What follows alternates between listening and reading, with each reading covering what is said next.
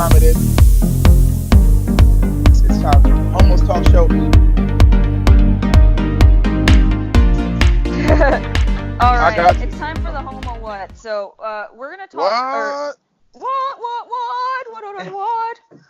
Uh, so what's up with bullying, you guys?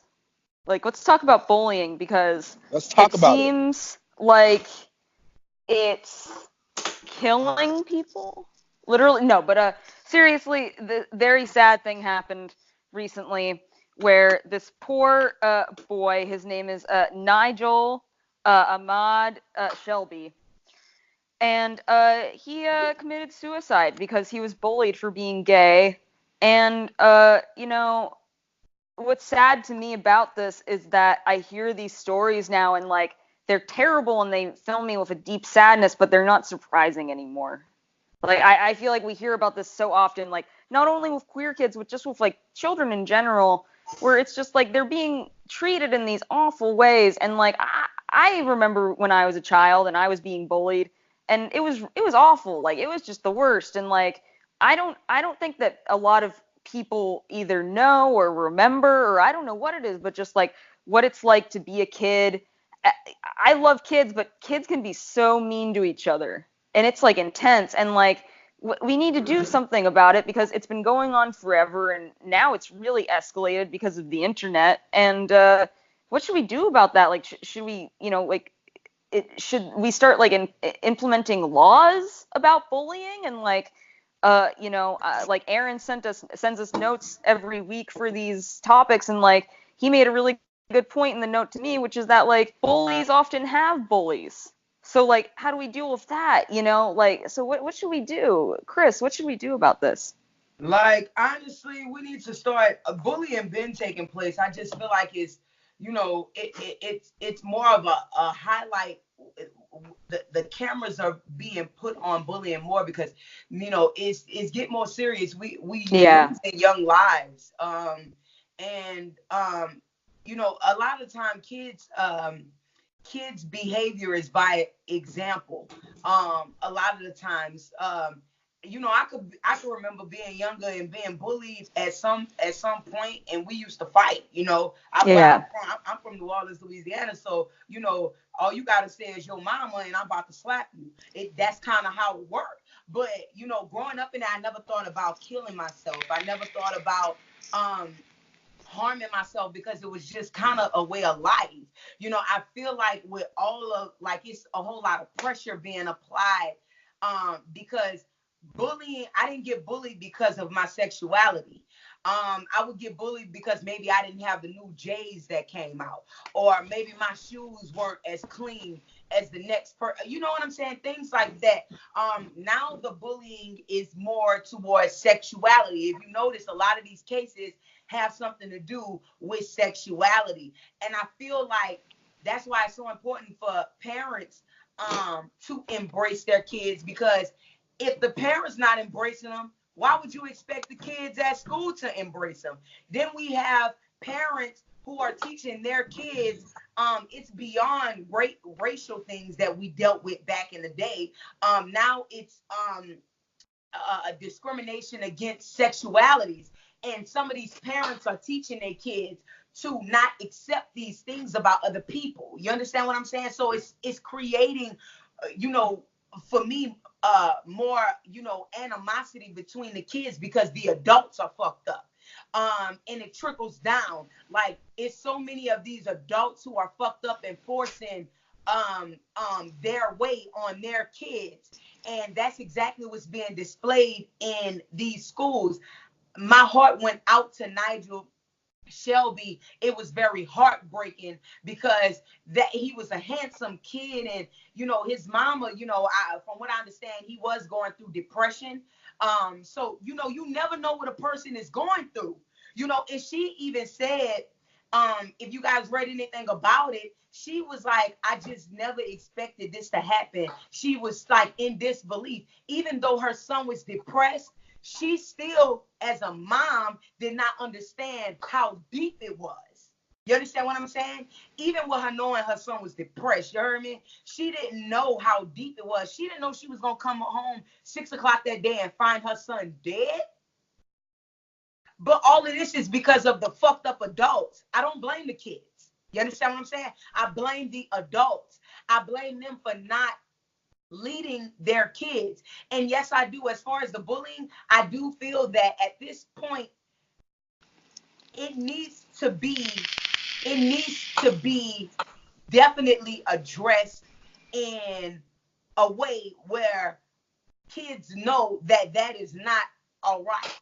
Bullying is like a form of killing. Do you understand what I'm saying? And it should be taken that way. Like you are killing somebody when you are bullying them, period. You understand what I'm saying? Because it's not, you don't know where a person is. And I do feel like the consequences of what they do should definitely be something bigger than just getting suspended from school. Because now I feel like it's a mental issue. You are more prone to bully, right? When you don't fully accept yourself or you don't fully even know who you are. Of course, as kids, they're still evolving and still learning themselves. But it really needs to be higher consequences when you get down. I don't care whether it's a kid, an infant, an adult. It does not matter. Bullying is not okay because bullying is killing. It's killing. You understand what I'm saying? You need to be locked up, put in juvenile home, because then them kids gonna know we're not playing with you. You understand what I'm saying? You can lose everything. Extracurricular activities, you won't be able to be involved in that. You won't be able to be in population with the other kids because you're a bully. You're a killer. And that's the way I really view it.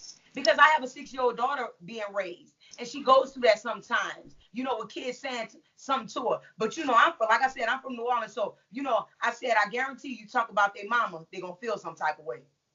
Period. You understand what I'm saying? Because your mama gay. You understand what I'm saying? Your mama ugly. Your mama, everything that you calling me, your mama. Yo, mama. Because you not being raised right. And you're mad because I'm free and I'm me and you can't handle it. You understand what I'm saying? So how I feel about that, I am completely against bullying. I feel that whatever measures that they feel that they need to take to stop this killing, because I no longer look at it as bullying. I look at it as killing because that's exactly what it's doing. It's killing our kids. It's killing the adults. It's killing everybody. It gotta go. So that's my opinion on that. I hope I gave you enough, Will. Good stuff. What's up, Troy? All right, y'all know I'm in the streets of New York City, so I was trying to wait for the bus to go by, but it's back. But anyway, I feel like bullying is something that is going to be, it's a deeper issue that will be, first of all, shout out to Chris. I'm agreeing with everything that Chris said. I like, you know, everything he had to say about what they had to say. If you're looking at it as killing and not bullying, maybe some repercussions may happen. I feel that when it comes to bullying, we need to have more force on anti-bullying information seminars, workshops, things about suicide, like putting that in people's face to know that they can see the reality. And that means like doing the parent-teacher workshops, having them all come in the auditorium and have somebody come in and talk about suicide, the realities of suicide, things like that. When, like, people don't know those realities until it hits them close. They need to be able to see these things before it happens. So I think there needs to be more awareness of anti-bullying and the things that happens with bullying, the consequences, showing them videos of people killing themselves. I mean, hey, it might sound harsh, but if you're seeing somebody killing themselves, you might think twice. Sorry.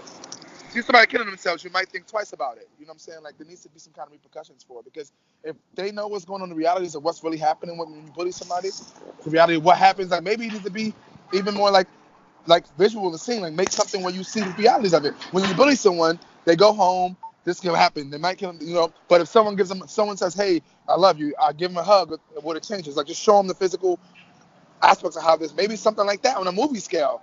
Put it out there in a major, maybe some of these celebrities and, you know, activists need to get involved and make a big, huge movie about it and really show people the realities of what bullying is so we can wake up and get people's eyes open. That's how I feel. Yeah.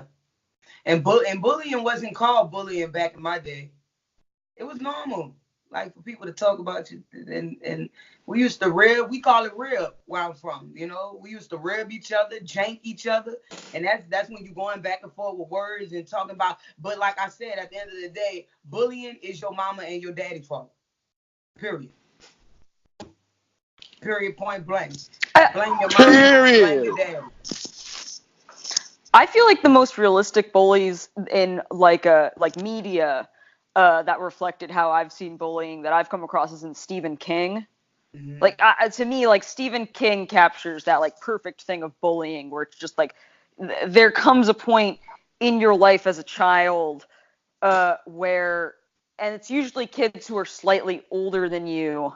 At least this is what I experienced, where there's just these kids who are just like, something is wrong with them, something is happening at home, like you're saying, Chris. They're just like, they're sociopaths, like whatever, but they just like fucking come at you like monsters. And they're just like hunting you down and like calling you terrible things and like doing terrible things. So it's like, I think that's my like big, like that encapsulates my bully experiences, like Stephen King books.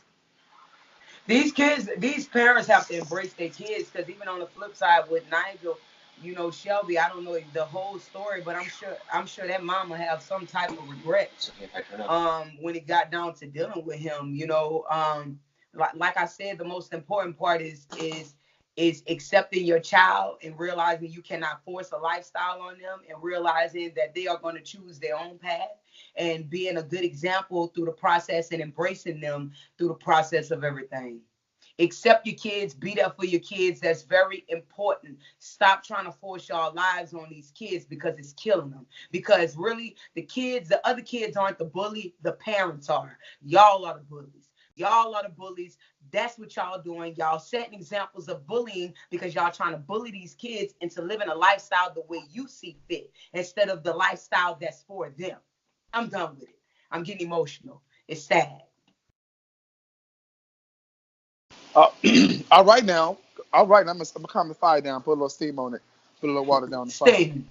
Put it down. All right now. That's what I'm talking about. That was a great topic. And thank you, Will, for that. Appreciate you for opening the doors up to that. But so now, before our last topic for our Homos Talk Show today, we're gonna be talking about pansexuality.